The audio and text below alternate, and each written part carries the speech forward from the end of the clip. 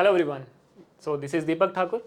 तो गाइज आज हम बात करेंगे एक बहुत ही इंपॉर्टेंट टॉपिक की, वो है इलेक्टोरल रिफॉर्म्स इन इंडिया।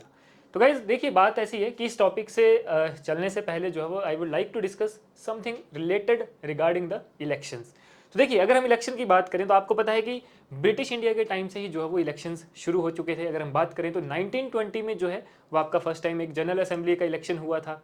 अगर हम बात करें 1909 की, जब आपका मॉर्ले मिंटो रिफॉर्म आया था, तो उसमें भी जो है वो कम्युनल इलेक्टोरेट की बात की गई थी, है ना। और 1934 की अगर हम बात करें तो वहाँ पे भी जो है वो आपका जब जनरल असेंबली के इलेक्शन हुए थे तो इंडियन नेशनल कांग्रेस जो है वो एक सेंट्रल लेजिस्लेटिव असेंबली में एक बहुत बड़ी पार्टी बन के सामने आई थी, ठीक है। उसके बाद हमें 1947 में इंडिपेंडेंस मिली एंड 1950 में जो है वो हम एक रिपब्लिक यानी कि हम डेमोक्रेटिक कंट्री के रूप में वर्ल्ड में जो है वो सामने आए।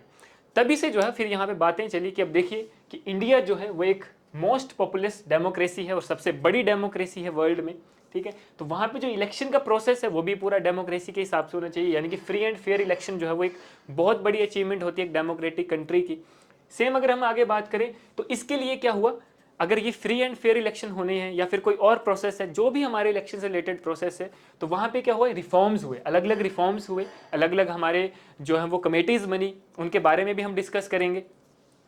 लेकिन देखो, इलेक्शन रिफॉर्म्स जो हुए, और अगर हम बात करें इलेक्टोरल रिफॉर्म्स की, तो ये इसका मतलब क्या है, इसका मतलब है कि हमें जो है वो एक मॉडिफिकेशन करी है या हमने कुछ एनहांसमेंट करी है इलेक्टोरल प्रोसीजर में। और हमारा मेन एम क्या होना चाहिए कि जो हमारा फ्री एंड फेयर इलेक्शन होना चाहिए, ट्रांसपेरेंसी होनी चाहिए, इंटीग्रिटी जो है वो हमें उस इलेक्शन प्रोसेस में जो है वो होनी चाहिए, जिसकी वजह से क्या हुए, इलेक्टोरल रिफॉर्म्स जो है वो हुए हैं।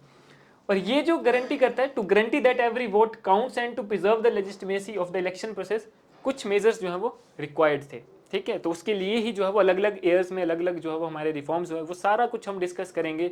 सबसे पहले हम डिस्कस करेंगे जो हमारा रिप्रेजेंटेशन एक्ट है, ठीक है, पीआरए है, तो वो है, वो सारा करेंगे। पीपल रिप्रेजेंटेशन एक्ट 1950, 1951, उनके बारे में जो है वो हम डिस्कस करेंगे। हालांकि 1950 वाला इतना इंपॉर्टेंट नहीं, 1951 वाला ज़्यादा इंपॉर्टेंट है, लेकिन आज हम उसको जो ब्रीफली जो है आपके साथ डिस्कस करेंगे। बाकी ये कुछ यूजेस हैं, यानी कि इलेक्टोरल रिफॉर्म्स क्यों होते हैं, क्या इसकी जो है वो नीड है, क्या ज़रूरत है। तो देखिए, फ्री एंड फेयर इलेक्शन होने चाहिए, इसकी इंश्योरिंग हो जाती है। एनहांसिंग वोटर पार्टिसिपेशन, की वोटर पार्टिसिपेशन बढ़े। Reducing the influence of money and muscle power, ये हमारा एक मेन मुद्दा है। एनकरेजिंग ट्रांसपेरेंसी एंड अकाउंटेबिलिटी, की इलेक्शन प्रोसेस में जो है ट्रांसपेरेंसी बने रहे। एड्रेसिंग इलेक्टोरल इनइक्वालिटीज़, तो ये कुछ मेजर जो हमारे यूजेस हैं इलेक्टोरल रिफॉर्म्स के, वो ये रहते हैं। अब अगर हम बात करें representation of the people act, ठीक है, जिसको हम पीआरए या फिर आरपी एक्ट भी कहते हैं, तो ये जो representation of the people act है, ये आपके दो बार आया था, 1950 में और एक आया था आपका 1951 में।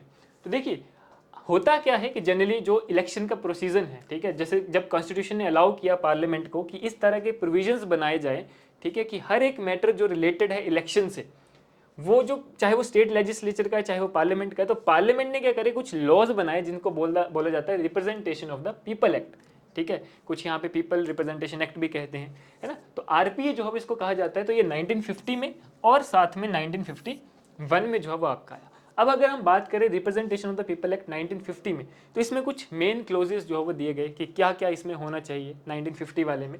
तो देखिए, रिप्रेजेंटेशन ऑफ पीपल एक्ट 1950 में कुछ मेन चीज़ें जो है वो ऐड की गई कि प्रिपरेशन ऑफ इलेक्टोरल रोल्स, कि इलेक्टोरल रोल्स की जो प्रॉपर प्रिपरेशन, उसका जो भी प्रोसीजर है वो आपका डिस्कस होना चाहिए। Qualification of voters, delimitation of constituencies, जितना भी आपका चाहे स्टेट का है चाहे सेंटर का है, ठीक है, तो जो आपकी कॉन्स्टिट्यूएंसीज हैं उसकी लिमिटेशन, उसके ऊपर जो आपके कुछ रूल्स हैं वो आपके बनने चाहिए। जैसे कि अगर हम बात करें नॉर्थ ईस्ट की कुछ स्टेट्स को जो है वो आपके बोला गया कि इनमें जो है शेड्यूल्ड ट्राइब्स के अंडर जो है वो इसमें हम रिजर्वेशन रखेंगे। तो इस तरह की जो भी डिलिमिटेशंस हैं कॉन्स्टिट्यूएंसीज की। Next, allocation of seats in the parliament and state legislature, ठीक है, कि जो भी आपकी सीट्स है उसको एलोकेट करना, यानी कि एलोकेशन ऑफ सीट्स, पार्लियामेंट है चाहे वो स्टेट की असेंबली यानी कि स्टेट का लेजिस्लेचर है। तो ये कुछ मेन प्रोविजन जो थे वो इस एक्ट में ऐड किए गए थे। हालांकि ये अगर हम बात करें आरपी एक्ट की, तो ये एक पूरा ही एक लेक्चर जो है वो आपका इस पर रहता है, लेकिन आज हम कंप्लीट इलेक्टोरल रिफॉर्म्स को जो है वो डिस्कस करेंगे। तो हम एक चीज़ को ब्रीफली जो आपके एग्जाम के लिए इंपॉर्टेंट है उसको हम डिस्कस करेंगे, और साथ में मैंने इस टॉपिक के ऊपर आपके लिए 7-8 क्वेश्चन भी प्रिपेयर किए हैं, उनको भी हम नेक्स्ट लेक्चर में जो है वो डिस्कस करेंगे, जो कि इस पूरे लेक्चर के ऊपर जो है वो बेस्ड है। अब अगर आगे बात करते हैं आरपी एक्ट के 1951 के बारे में, यानी कि जो आपका रिप्रेजेंटेशन ऑफ पीपल एक्ट है 1951 का, उसके बारे में जो है वो आज हम डिस्कस करेंगे। तो ये जो आपका एक्ट है, ये है act of parliament of India to provide for the conduct of election of the houses of parliament and to the houses और houses of the legislature of each state. ठीक है, इसमें क्या है, the qualifications, disqualification for membership of those houses, the corrupt practices and other offences at or in connection with such elections and the decision of doubts and disputes arising out of और in connection with such elections. ठीक है, तो ये सारी चीज़ें जो है वो इसमें बताई गई 1951 वाले एक्ट में। जैसे कि आपको यहाँ पे दिख भी रहा है कि एक जो आपका आरपी एक्ट 1951 है, इसमें कौन कौन से क्लॉजेज ऐड किए गए, जैसे administrative machinery for conducting election, कि आपके पास एक प्रॉपर मशीनरी और प्रॉपर एडमिनिस्ट्रेशन होना चाहिए। ठीक है, आपका जो चीफ इलेक्शन कमिश्नर है, जो आपका इलेक्टोरल है, ठीक है, वो कंप्लीट आपका जो है इसमें प्रोविजंस की फीचर्स ऐड किए गए हैं। Then registration of political parties की, जो पॉलिटिकल पार्टीज रजिस्टर करेंगी उनके लिए जो है वो क्लॉजेज बनाए गए, रूल्स बनाए गए। ठीक है, वो सारा। देन पोल आ गया। देन बाई इलेक्शंस का जो है वो प्रोसीजर, जो इसका कंसेप्ट है वो ऐड किया गया। इलेक्शन के रिलेटेड जितने भी डिस्प्यूट्स होते हैं, ठीक है, इलेक्शन से रिलेटेड जितने भी ऑफेंसेस होते हैं, ठीक है, जैसे कि आपका देखा जाए तो कई बार आपका जैसे कमेटीज़ बनी थी जो कि स्पेशली डेडिकेटेड थी कि अगर कोई क्राइम है या कोई करप्शन है उसको लुक आफ्टर करने के लिए, उसके लिए जो है वो हमारे इलेक्टोरल रिफॉर्म्स हुए। तो वही सब चीज़ें जो है इसमें ऐड हुई। Then actual conduct of elections, कि जो आपका एक्चुअली जो इलेक्शन कंडक्ट हो रहे हैं ना, उसका फ्री एंड फेयर तरह से जो है वो आपका इलेक्शन कंडक्ट हो। तो ये सारा कुछ जो है वो आपका आरपी एक्ट 1951 में आता है। अब आगे चलने से पहले मैं आपके साथ कुछ कमेटीज़ के बारे में डिस्कस करेंगे कि कौन कौन सी कमेटी, क्योंकि कई बार आपने देखा होगा एग्जाम में आपको मैच द फॉलोइंग में जो है वो कमेटीज़ पूछ ली जाती है और उनका ईयर पूछ लिया जाता है कि कौन सी कमेटी कौन से ईयर में आई थी, और कई बार ये पूछ लिया जाता है कि कौन सी कमेटी किस चीज़ से रिलेटेड है। तो हालांकि ये भी एक पूरा टॉपिक है, ये भी एक पूरे लेक्चर में हम इसको डिटेल में जब डिस्कस करेंगे, लेकिन आज मैं आपके सामने सिर्फ कुछ इंपॉर्टेंट फैक्ट्स आपको बताऊंगा कि जैसे आपकी दिनेश गोस्वामी कमेटी है। एक बार आपको पता होगा कि क्वेश्चन आया था, और क्वेश्चन ये आया था कि which of the following committee is not related to the electoral form, यानी कि आपको वहाँ पे 4 कमेटीज़ के नाम दिए थे जिनमें से एक कमेटी ऐसी थी जो कि इलेक्टोरल रिफॉर्म से रिलेटेड नहीं थी। तो ये आपका क्वेश्चन ऑलरेडी प्रीवियस ईयर में आए हुए हैं। तो वही चीज़ जो है वो यहाँ पे हम बात करेंगे कि जैसे दिनेश गोस्वामी कमेटी है, ये भी मेनली किस में हुई, इलेक्टोरल रिफॉर्म से रिलेटेड हुई, और ये कब हुई, 1990 में।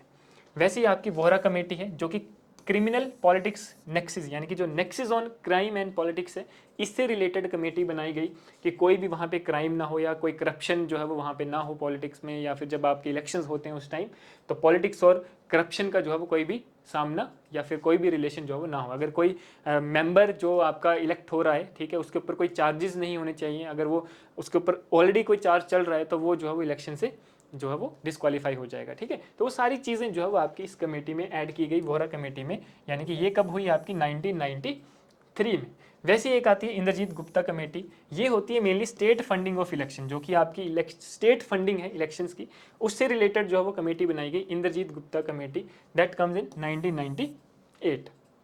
उसके बाद आता है second administrative reforms commission report, ये आती है मेनली एथिक्स इन गवर्नेंस, जो कि आपकी 2007 में आई, जिसको हेडेड किया था बाय द वीरप्पा मोइली ने। ठीक है, तो ये आपका कई बार आ जाता है एग्जाम में क्वेश्चन। उसके बाद आता है तनख्वाह कमेटी, जो कि एक कोर कमेटी थी, और ये मेनली किस में है, इलेक्शन लॉज एंड रिफॉर्म्स के लिए जो थी वो बनाई गई थी, और कब, 2010 में। उसके बाद आता है टारकुंडे कमेटी, ये भी आपकी इलेक्टोरल रिफॉर्म से रिलेटेड थी, और ये आई है आपकी 1974 में, बट इसको इंप्लीमेंट किया गया 1975 में। तो ये कुछ हमारी इंपॉर्टेंट कमेटीज़ हैं, ये ऑल कमेटीज़ हैं जो कि आपकी इलेक्टोरल रिफॉर्म से रिलेटेड है, और इनका क्वेश्चन जो है एग्जाम में ऑलरेडी आया हुआ है। अब हम आगे चलते हैं कि इलेक्टोरल रिफॉर्म्स में कैसे कौन से ईयर में क्या क्या चीज़ें हुई, ठीक है, उनको हम डिस्कस करेंगे एग्जांपल के साथ, और बिल्कुल डिटेल में जो है वो डिस्कस करेंगे। जैसे कि देखिए सबसे पहले हो first general election and election commission foundation, तो ये हमारा बना, कब बना, led by Sukumar Sen. The election commission of India was established on 25 जनवरी 1950 को जो है वो हमारा इलेक्शन कमीशन की जो है वो एस्टेब्लिशमेंट हुई, with just a chief election commissioner at first, की सबसे पहले जो है सिर्फ एक मेंबर को रखा गया जो कि हमारा चीफ इलेक्शन कमिश्नर होता था। उसके बाद 17.5 crore electors cast ballots in the first general election. The first general election हुए थे आपके अक्टूबर 1951 और फरवरी 1952 के बीच में, तो लगभग 17.5 करोड़ लोगों ने जो था वो वोट दिया था, डिस्पाइट लॉजिस्टिकल चैलेंज की, बहुत चैलेंजेस के अगेंस्ट जाकर। क्लियर। उसके बाद आता है India adopted universal suffrage for its inhabitants above the age of 21 despite having a populous devoid of literacy and a large refugee population. तो बहुत सी चैलेंजेस थे उस टाइम, क्योंकि हमारा देश नया नया डेमोक्रेटिक कंट्री बना था, तो बहुत सी ऐसी चीज़ें हुई थी, इसलिए जो है वो टाइम टू टाइम जो है वो रिफॉर्म्स होते रहे इलेक्शंस में, इलेक्शन के प्रोसीजर में। जैसे कि अगर हम देखें तो रिडक्शन ऑफ वोटिंग एज हुई, ठीक है, कि वोटिंग एज को कम किया गया। कब हुआ? 1984 में, under the 61st constitutional amendment act के तहत जो हमारी वोटिंग एज थी, जो पहले 21 साल हुआ करती थी, उसको कम करके कितना कर दिया? 18 ईयर्स जो है वो कर दिया। Both assembly and Lok Sabha election, यानी कि स्टेट और जो सेंटर के इलेक्शंस हैं, दोनों के लिए वोटिंग एज को क्या कर दिया? रिड्यूस कर दिया। और ये आपको पता होना चाहिए कि under the 61st constitutional amendment, और कब हुई थी आपकी? 1984 में, ठीक है। And this was done in order to give the nation's unrepresented youth a voice, enable them to express their opinions and include them in the political procedure. कि हमारा, जैसे कहा जाता था कि जो युवा है, जो यूथ है, वही देश का भविष्य है। तो यानी कि युवाओं को जो है वो एक उस प्रोसेस में ऐड किया जाए जिसकी वजह से वो अपने देश का लीडर को वो चुन सके। तो वही चीज़ जो है वो इसमें हुई।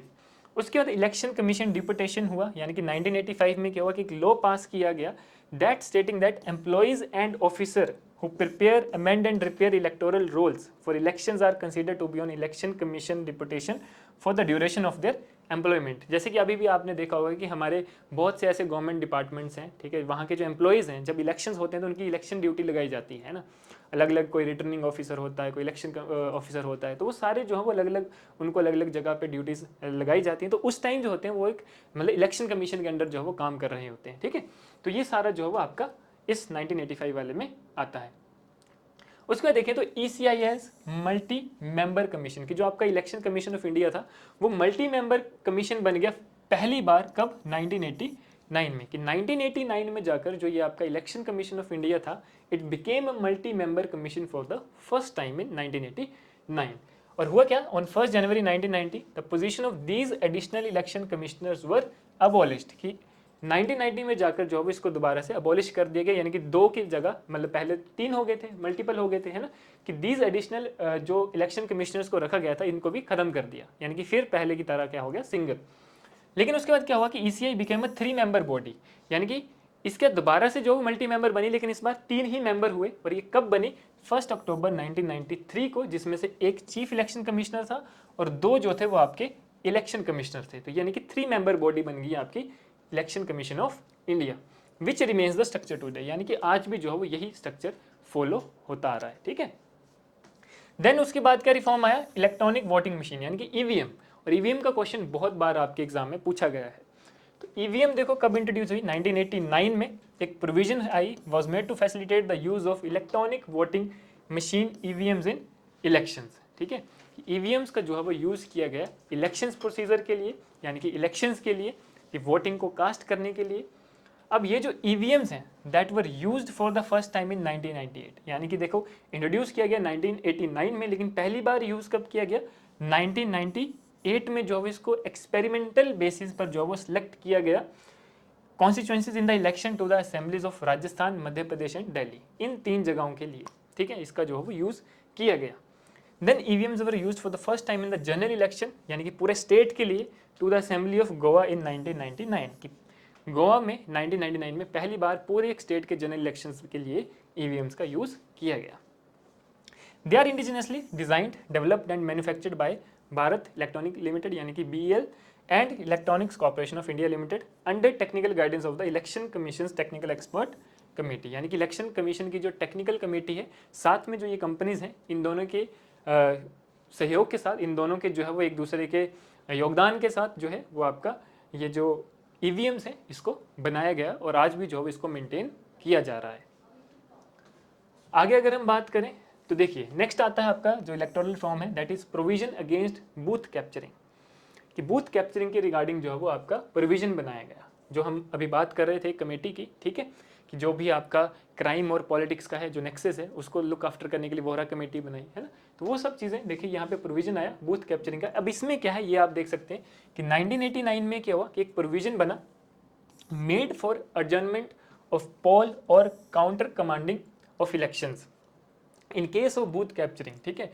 और बूथ कैप्चरिंग का मतलब क्या होता है, ठीक है, ये भी एक जानना बहुत इंपॉर्टेंट है कि बूथ कैप्चरिंग का मतलब क्या है। बूथ कैप्चरिंग का मतलब है scissor of polling station and making polling authority surrender ballot papers और वोटिंग मशीन्स, यानी कि अगर मान लो किसी बूथ में जहाँ पे इलेक्शन हो रहा है वहाँ पे कोई आकर जो है, या गूंज आकर या कोई भी आकर XYZ पर्सन आकर जो है वो उसको सीज कर लेता है, या फिर ईवीएम्स के साथ कोई छेड़छाड़ होती है, या फिर वो जैसे पहले बैलेट पेपर्स होते थे उनको जो है अपने सरेंडर कर लेता है, अपने अंडर कर लेता है, ठीक है।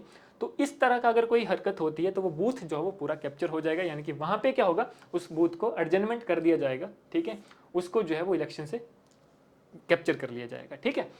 नेक्स्ट अगर हम बात करें इसी में बूथ कैप्चरिंग, इसके अलावा क्या होता है, taking position of polling station and allowing only once on spotter to exercise their franchise, यानी कि मान लो कि कोई पॉलिटिकल लीडर है वो वहाँ पे आकर सिर्फ जो उसके फॉलोअर्स हैं उन्हीं को ही वोट देने के लिए जो है वो अलाउ कर रहा है, और बाकियों को जो है नहीं कर रहा है अंडर एनी मतलब सर्कमस्टांसिस, चाहे वो गन का यूज़ कर रहा है ना, या किसी भी ऐसे पावर का जो है वो यूज़ कर रहा है, और सिर्फ अपने ही फॉलोअर्स को या फिर बाकियों को भी जो है वो फोर्सफुली खुद को जो है वोट करवा रहा है। तो वो सारी चीज़ें आती हैं इसमें बूथ कैप्चरिंग में। Then threatening and preventing any elector from going to polling station, कि किसी भी इलेक्टोरल को, यानी कि कोई भी एक पर्सन है, एक कॉमन आम आदमी है, उसको पोलिंग स्टेशन में जाने से जो है वो रोकना या उसको डराना उस चीज़ के लिए। And seizure of the place being used for counting of votes, कि जहाँ पे मान लो वोट्स की काउंटिंग हो रही है वहाँ पे भी अगर कोई वहाँ पे अपना कोई पावर मसल पावर यूज़ करता है या कुछ किसी भी तरह की ऐसी हरकत करता है तो वो वाला जो बूथ है पर्टिकुलर उसको कैप्चर कर लिया जाएगा, वो आपका एक्सेप्टेबल नहीं होगा। देन उसके बाद आता है आपका मॉडल कोड ऑफ कंडक्ट। तो देखिए ये जो आपका मॉडल कोड ऑफ कंडक्ट है, इसमें क्या है कि जो आपके TN सेशंस हैं, इनका जो टेन्योर था as a chief election commission, ये one of the most influential period था ECI के लिए, यानी कि इलेक्शन कमीशन ऑफ इंडिया के लिए, that marked by his effort, ठीक है, to enforce the model code of conduct, a proper code of conduct बनाया जाए इलेक्शन से लिए विद ग्रेटर एफिशिएंसी, ठीक है, कि ग्रेटर एफिकेसी के साथ जो है वो एक प्रॉपर कोड ऑफ कंडक्ट यानी कि MCC model code of conduct जो है वो बनाया जाए। इसमें क्या हुआ कि देखो ओरिजिनेट हुआ इन केरला इन 1960। जैसे कि आपको पता है कि जब भी इलेक्शन होते हैं तो एक MCC लग जाता है, ठीक है, धारा लग जाती है, मॉडल कोड ऑफ कंडक्ट लग जाता है, ठीक है। तो वो चीज़ें जो है वो इनके टाइम पे इंट्रोड्यूस की गई। तो हुआ क्या कि ओरिजिनेट हुआ केरला में 1960 में। The MCC initially comprised basic dos and don'ts, कि क्या आप उस टाइम कर सकते हो और क्या आप नहीं कर सकते हो, यानी कि कुछ चीज़ें उस टाइम आपको अलाउ होंगी और कुछ चीज़ें उस टाइम आपको अलाउ नहीं होंगी। तो डूज एंड डोंट्स इसमें है। बाय 1979 के टाइम पे क्या हुआ, जो इलेक्शन कमीशन ऑफ इंडिया था, in collaboration with political parties that expanded the code including measure to curb the misuse of power by the ruling party for unfair advantages in election। यहाँ पे देखो 1979 में क्या हुआ कि ECI और collaborate किया पॉलिटिकल पार्टीज के साथ, अलग पॉलिटिकल पार्टीज के साथ, और उन्होंने इस कोड को एक्सपेंड किया जिसमें इंक्लूड किया गया मेजर कि ताकि जो रूलिंग पार्टी जो ऑलरेडी वहाँ पे रूल कर रही थी वो कोई मिसयूज ना करे इलेक्शन प्रोसीजर में। तो उसके लिए जो है वो आपके कुछ क्लोज कुछ रूल्स जो हैं वो ऐड किए गए और वो मतलब एक्स्ट्रा एडवांटेजेस ना उठा पाए। उसके बाद अगर हम बात करें तो देखिए it was also during his tenure that electors photo identity cards were introduced in 1993, यानी कि जो वोटिंग कार्ड होता है आपका, इलेक्शन कार्ड होता है, इलेक्टोरल्स जो आइडेंटिटी कार्ड है वो भी इंट्रोड्यूस किया गया इसी टाइम पर। कब? 1993 में, ठीक है। अब अगर हम आगे बात करें और क्या हुआ था, तो यहाँ पे देखिए online enrolment in the election roll, ये आपका लेटेस्ट आ गया यानी कि 2013 का, कि अब आप क्या कर सकते हैं कि ऑनलाइन भी जो है एप्लीकेशन फाइल कर सकते हैं। ऐसा प्रोविजन आया for enrolment in the electoral roll, कि अगर आपको इलेक्टोरल रोल में आपको एनरोल होना है तो आप ऑनलाइन भी क्या कर सकते हैं, अपनी एप्लीकेशन को सबमिट कर सकते हैं।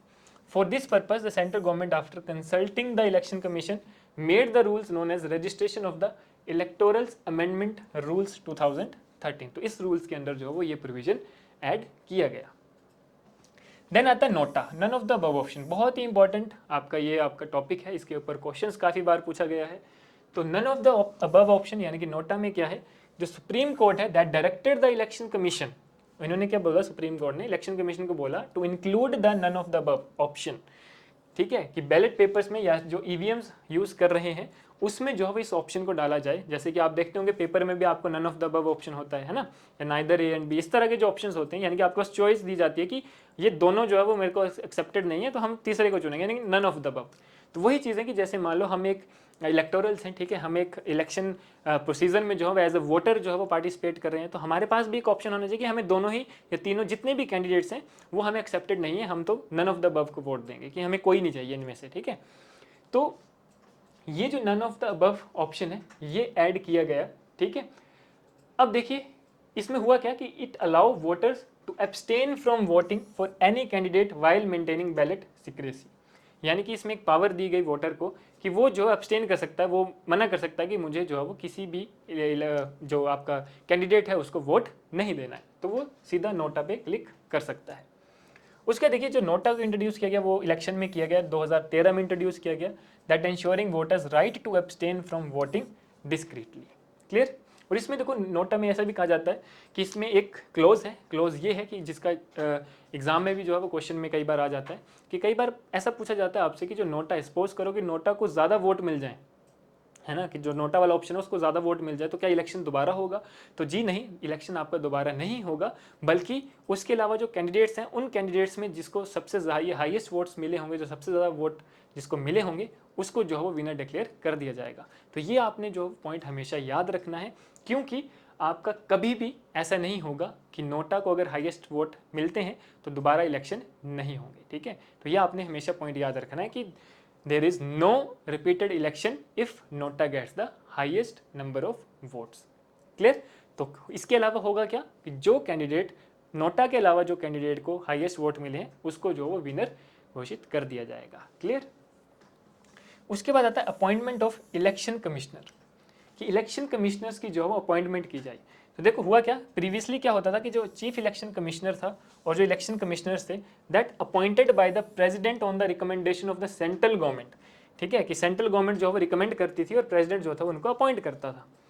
लेकिन हुआ क्या, मार्च 2023 में the Supreme Court in Anoop Barnwal versus union of India case, ये केस बहुत इंपॉर्टेंट है, इसमें क्या हुआ, इन्होंने हाईलाइट किया the recommendation from the Dinesh Goswami committee, जो हमने ऑलरेडी पढ़ी थी इलेक्टोरल रिफॉर्म्स 1990 से related, and the law commission 255th report on electoral reforms 2015। तो उन्होंने क्या करा कि ऐसे कुछ जो है वो क्लोजेज रखे, ठीक है, उन्होंने कुछ रिकमेंडेशंस जो है वो हाईलाइट करी, और इन दोनों ने मिलकर क्या करा, एक सजेशन दी। क्या सजेशन दी कि committee comprising the prime minister, chief justice of India and leader of the opposition for appointing the chief election commission and election commissioner की, अब जिसको पहले सिर्फ सेंट्रल गवर्नमेंट और प्रेसिडेंट की रिकमेंडेशन से उसको सिलेक्ट किया जाता था, अब क्या होगा, अब उस कमेटी में यानी कि उस बोर्ड में प्राइम मिनिस्टर भी होगा, चीफ जस्टिस ऑफ इंडिया भी होगा, और ऑपोजिशन का जो लीडर है वो भी इंक्लूड रहेगा, और वो तीनों आपस में डिसाइड करके किसी एक को जो है वो चीफ इलेक्शन कमिश्नर और किन्हीं दो को इलेक्शन कमिश्नर जो है वो अपॉइंट करेंगे। तो ये सारे जो है वो आपके इंपॉर्टेंट इलेक्टोरल रिफॉर्म्स जो हैं वो आपके हुए हैं इंडिया में after the independence and before independence, मैंने आपको बताया जो इलेक्शंस के बारे में था। तो ये था हमारा इलेक्टोरल रिफॉर्म्स इन इंडिया। इसके ही रिगार्डिंग मैंने कुछ आपके लिए सेट ऑफ क्वेश्चंस प्रिपेयर किए हैं, तो उनको भी हम डिस्कस करेंगे, उनको भी हम डिटेल में डिस्कस करेंगे। तो यहाँ से इस लेक्चर से ही जो है वो आपके क्वेश्चन प्रिपेयर किए गए हैं। Clear guys. तो ये था हमारा आज का टॉपिक जो कि आपके एग्जाम के लिए बहुत ही ज़्यादा इंपॉर्टेंट रहेगा। बाकी मिलते हैं, धन्यवाद, जय हिंद।